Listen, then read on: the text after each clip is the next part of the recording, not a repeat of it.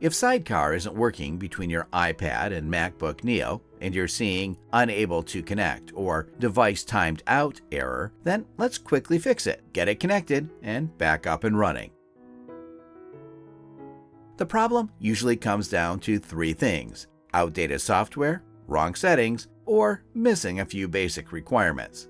So first, let's quickly go through the essentials. Make sure your iPad actually supports Sidecar, because not every model does. You can quickly check the compatibility list by searching online and opening the official Apple support page.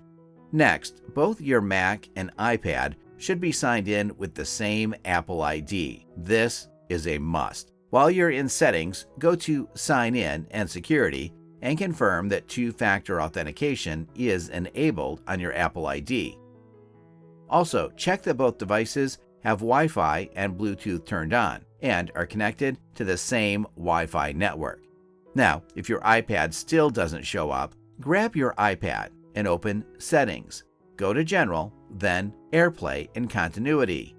Here, make sure Handoff is turned on and set automatically AirPlay to automatic. At this point, your iPad should start appearing. But if you can see it and still get an unable to connect error, then it's almost always a software issue.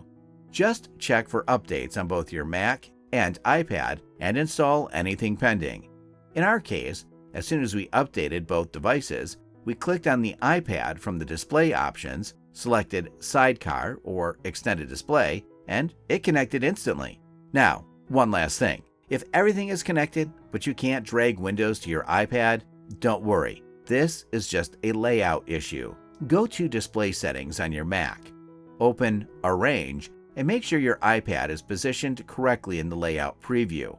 If it's on the wrong side, just drag it to where it should be. And that's it. Sidecar should now work perfectly. When you're done, just tap Disconnect and confirm it once again. If the issue ever comes back, just follow these steps and you'll be good to go. Thanks for your time.